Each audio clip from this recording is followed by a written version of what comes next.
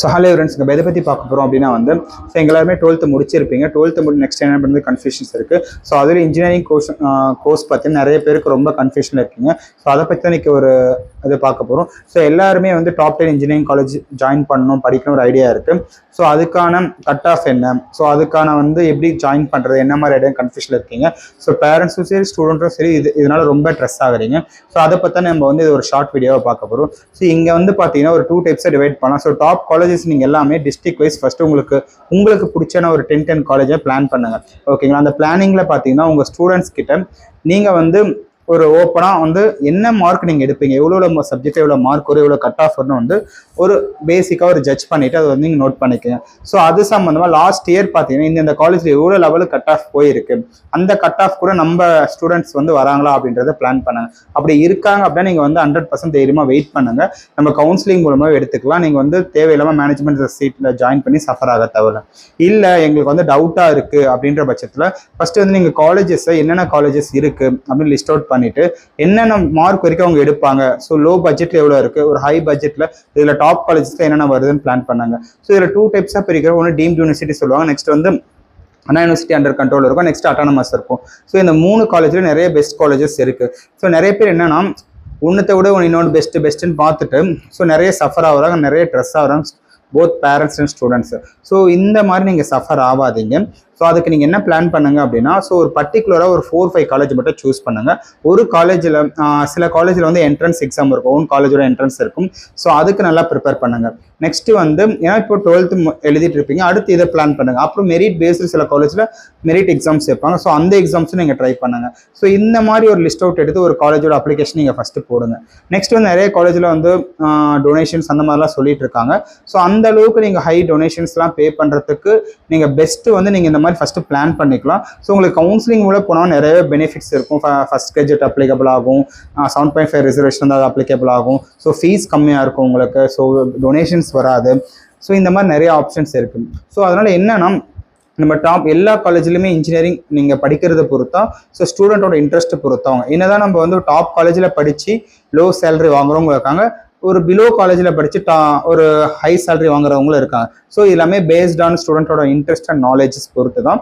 So some காலேஜஸ்லாம் நல்ல knowledges கொடுக்குறாங்க, டீச்சிங்காக கொடுக்குறாங்க. நம்ம அதுக்கு தகுந்த மாதிரி பிளான் பண்ணிட்டே ஒரு இன்ஜினியரிங் காலேஜ் எடுக்கலாம். ஸோ இப்போ சென்னையில் ஒரு 5 காலேஜ் நீங்கள் சூஸ் பண்ணியிருக்கீங்க சார், நாங்கள் ஆல்ரெடி இப்போ நாங்கள் கேட்டுவாங்க, எல்லாமே ஹை டொனேஷனாக இருக்குது. என்ன பண்ணோம், ஒரு 5 காலேஜோட ஒரு ஃபஸ்ட்டு கட் ஆஃப் எடுங்க. லாஸ்ட் இயர் என்ன கட் ஆஃப் போயிட்டு இருக்குன்னு ஒரு நோட் பண்ணுங்க. ஸோ அந்த கட் ஆஃப் ரேஞ்சுக்கு உங்கள் ஸ்டூடெண்ட்ஸ் எடுப்பாங்கன்னு ஃபஸ்ட்டு பிளான் பண்ணுங்க. அப்படி எடுக்கிறாங்க, ஒரு 5 or 10 ஆவரேஜில் இருக்கிறாங்க அப்படின்னா நீங்கள் தைரியமாக கவுன்சிலிங் வரைக்கும் வெயிட் பண்ணுங்கள். அதே காலேஜ் இன்றைக்கி உங்களுக்கு ஹைஸாக சொன்ன காலேஜ் உங்களுக்கு கவுன்சிலிங் மூலம் நீங்கள் எடுத்துக்கலாம்.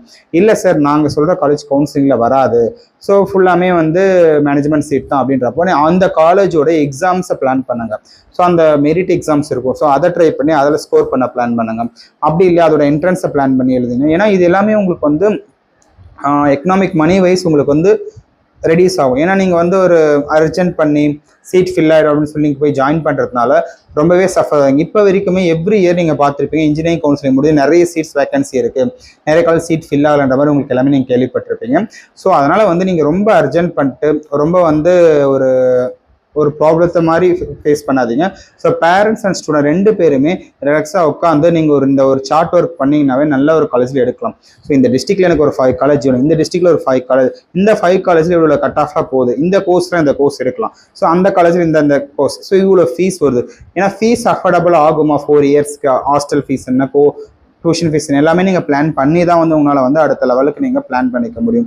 ஸோ இங்கே இன்ஜினியரிங்கில் எல்லாமே நல்ல காலேஜ், நல்ல ஃபேக்கல்டிஸ், நல்ல டீச்சிங் எடுக்கிறாங்க. ஸோ அண்ணா யூனிவர்சிட்டி அண்டர் கண்ட்ரோல் இருக்க காலேஜ் எல்லாமே நல்ல காலேஜ் தான் இருக்குது. ஸோ நீங்கள் காலேஜ் ரொம்ப லோ இல்லை, ஓரளவுக்கு மிடில் ரேஞ்சில் நீங்கள் காலேஜ் ஜாயின் பண்ணலாம், நீங்கள் நல்ல பிளேஸ்மெண்ட்ஸ் ஆகலாம். ஸ்டூடெண்ட்டோட எஃபர்ட் பொறுத்து அவங்க என்ன ப்ராஜெக்ட் பண்ணுறாங்க. ஏன்னா உங்களுக்கு ஒரு கேம்பஸ் இன்டர்வியூ வராங்கன்னா எங்கள் ஸ்டூடெண்ட்ஸ்க்கு எந்த அளவுக்கு டெக்னாலஜி தெரிஞ்சிருக்கு அப்படின்றத பற்றி தான் இவங்க பிளான் பண்ணுறாங்களே கண்டி ஸ்டூடெண்ட்ஸோட நாலேஜ் ரொம்ப இம்பார்ட்டன்ட். ஸோ அதுக்கு தகுந்த மாதிரி நீங்கள் பிளான் பண்ணிக்கோங்க. ஸோ உங்களுக்கு இதை தவிர்த்து வேறு ஏதாவது டவுட்னாலும் எங்களை கான்டாக்ட் பொறுத்த வரைக்கும் நிறைய வேரியஸ் டிபார்ட்மெண்ட்ஸ் இருக்குது. ஸோ எல்லாருமே ஒரே டிபார்ட்மெண்ட்டில் போய் லாக் ஆகாதீங்க. ஸோ இங்கே நிறைய டிபார்ட்மெண்ட், நிறைய வேரியஸ் ஃபீல்டர்ஸ் இருக்குது, உங்களுக்கு அதோட ஜாப் ஆப்பர்ச்சுனிட்டிஸ் இருக்குது. ஸோ கோர்ஸ் சூஸ் பண்ணுறது நீங்களாக டிசைட் பண்ணுங்கள். உங்களுக்கு அதில் இன்ட்ரெஸ்ட் இருக்கா, ஸோ இதில் நீங்கள் வின் பண்ண முடியுமா அப்படின்றத பிளான் பண்ணி சூஸ் பண்ணுங்கள். ஸோ மற்றவங்க சொல்கிறாங்கன்றதுக்காக ஜாயின் பண்ணாதீங்க.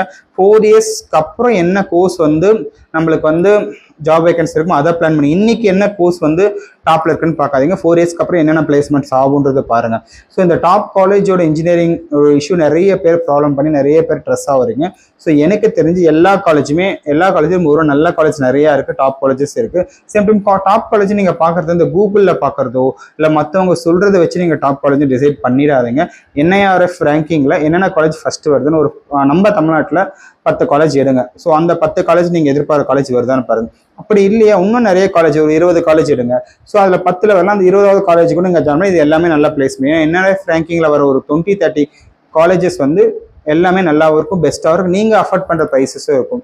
ஸோ அதனால வந்து உங்கள் கேரியரை கரெக்டாக பிளான் பண்ணுங்கள். இதை தவிர்த்து உங்கள் இன்ஜினியரிங்கில் ஏதாவது டவுட்டு, சார் நான் இந்த காலேஜ் பார்க்குறேன், அந்த காலேஜ் எவ்வளோ கட் ஆஃப் வரும், இவ்வளோ கட் ஆஃப் கிடைக்குமா, உங்களுக்கு ஏதாவது டவுட் இருக்குது அப்படின்னா நீங்கள் எங்களை காண்டாக்ட் பண்ணுங்கள். ஸோ உங்களுக்கு எல்லாத்துக்கும் நாங்கள் கைட் பண்ணுறோம். தேங்க்யூ ஃபார் வாட்சிங் யூரியன்.